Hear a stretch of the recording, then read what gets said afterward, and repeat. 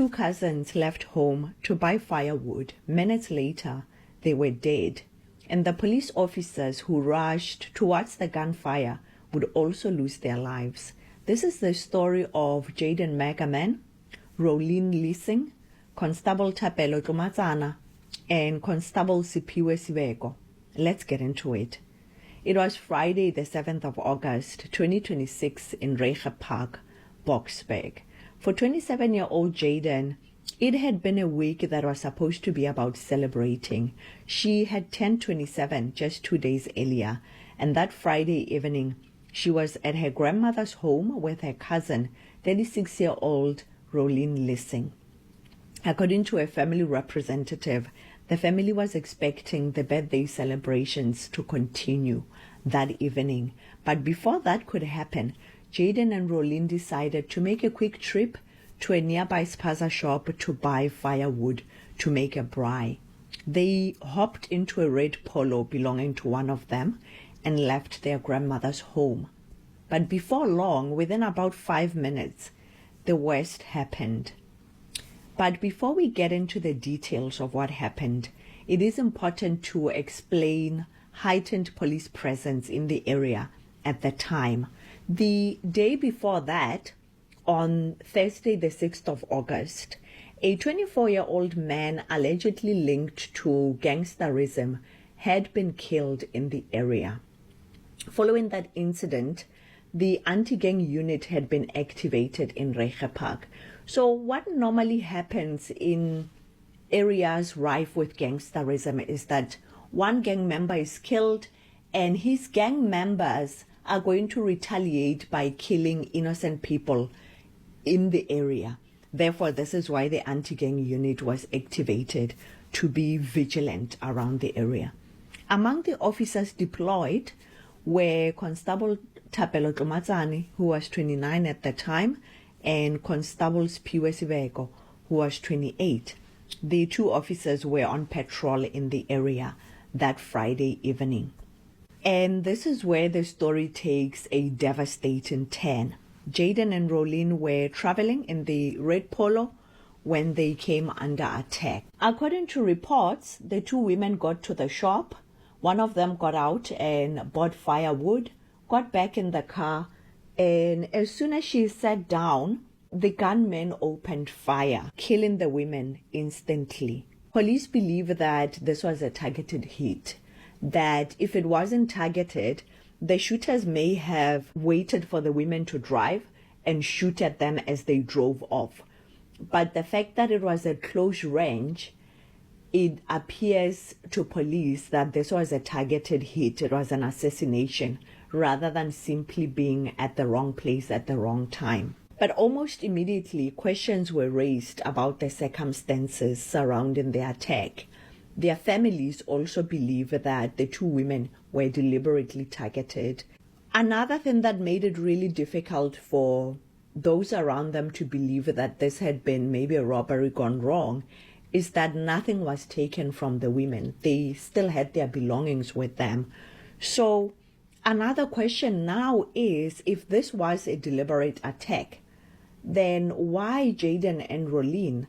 At this stage, police have not publicly established a motive. At the same time, the two police officers, Constable Thapelo Tlomatsana and Constable Siphiwe Sibeko, who were the anti-gang members deployed in the area, hear the sound of gunfire.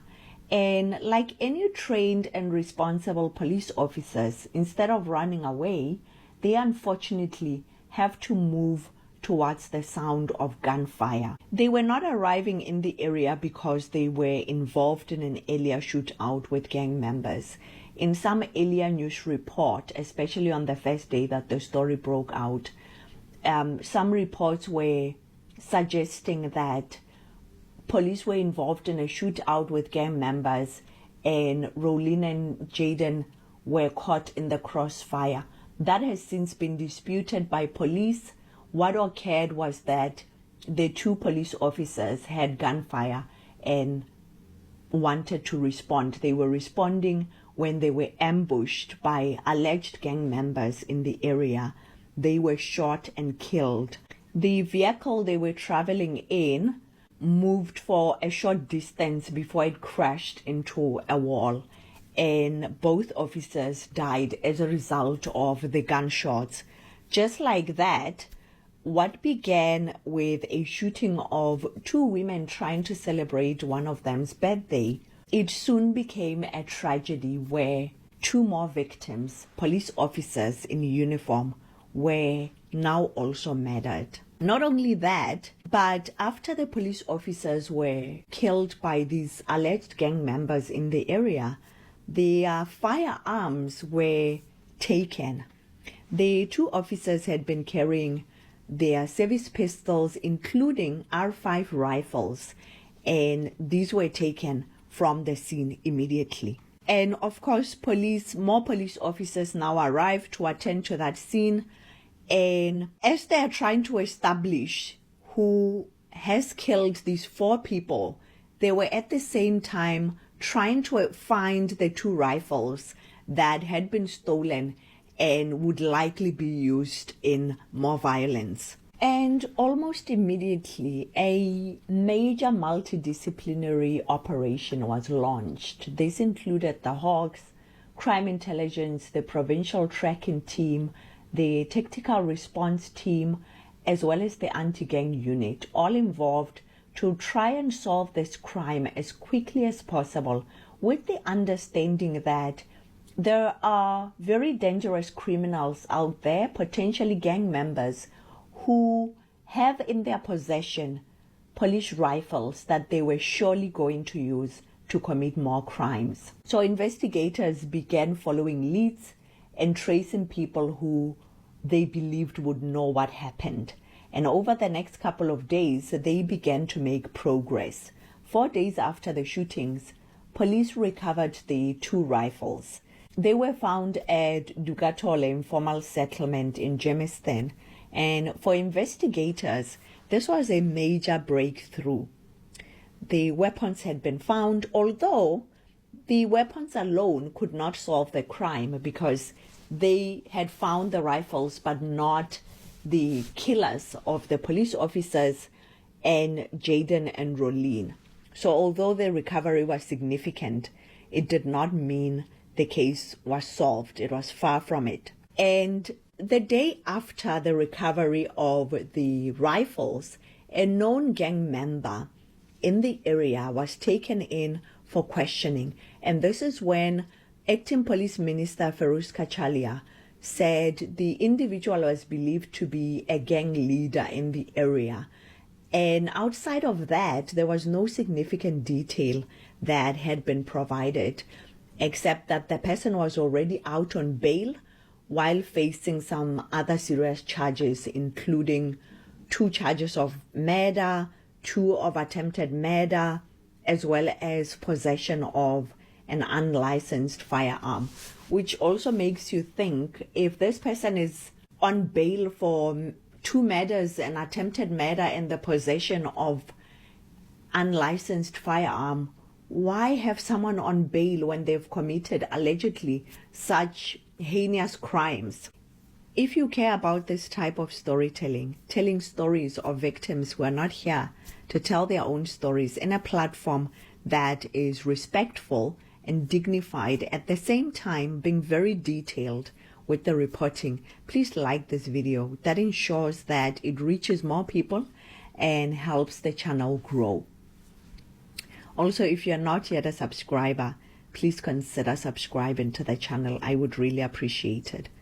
The Minister of Sports and Arts and Culture, Gayton McKenzie, has also shared a video on social media where he says that it is because of him that the suspects were caught, the suspects that were taken in for questioning, because he had intel from community members. Someone that he knew from Reiche Park called him and said that they don't want to speak to the police or the media, but they knew who had committed those murders and wanted to share with Gayton. So he says essentially that he has solved the case.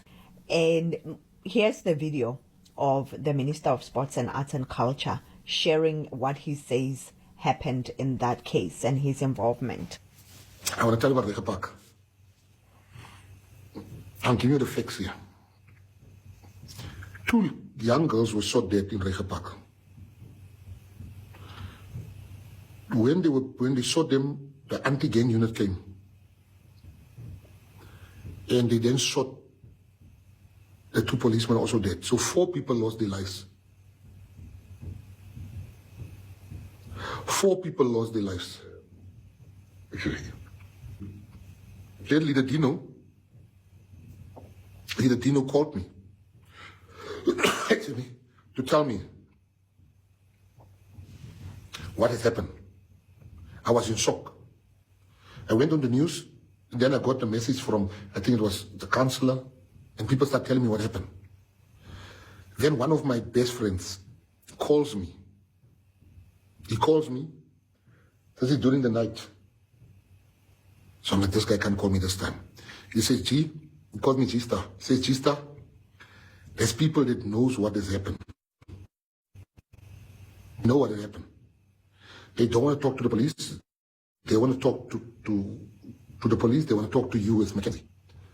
I said, hey, Masakan, I mean, thing, but why don't they talk to you and you talk to me? He said, let me ask them. They said, no, ons praat net met press.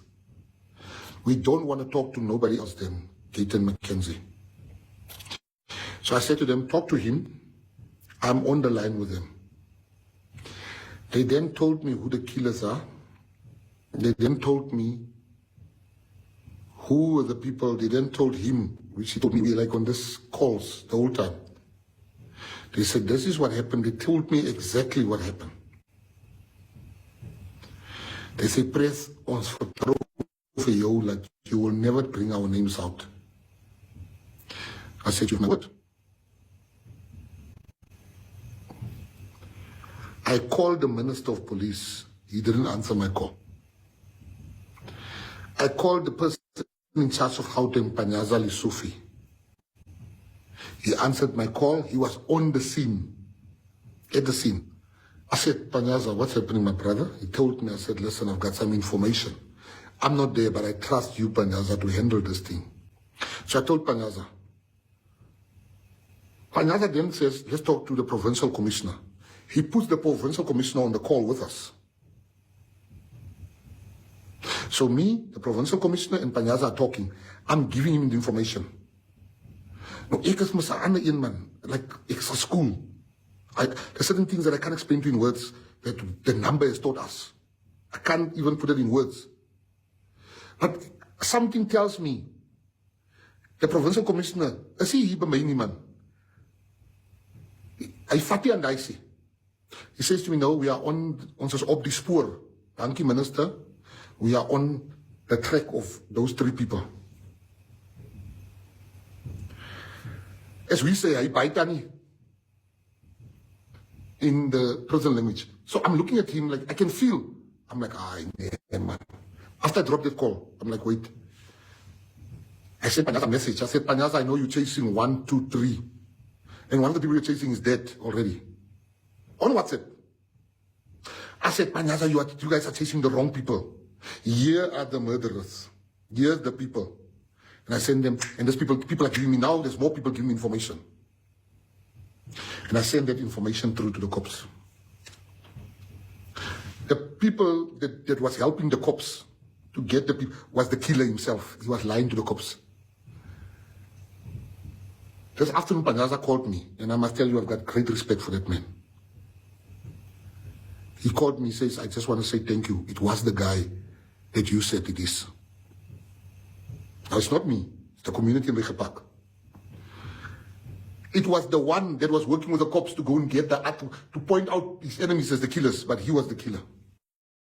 On the 11th of August, the South African Police Services released a statement stating that the 23-year-old suspected gang member in the area, who was initially treated as a person of interest, was now officially a suspect in the quadruple murders and would be appearing in the Boksburg Magistrate Court today on Wednesday, the 12th of August. He has made his first appearance in court, but has not yet applied for bail. It remains to be seen when and if he is going to apply for bail and if that is going to be granted. And that is it on the case. This is once again a developing story. I will come back to you with an update as soon as there is one. I would like to hear your thoughts on this in the comment section. What do you make of Gayton McKenzie's statement that he essentially broke the case, informing police of exactly where to go and who was responsible for the matters? Also, let me know anything else, your thoughts in the comment section. Thank you, and I hope to see you in the next video.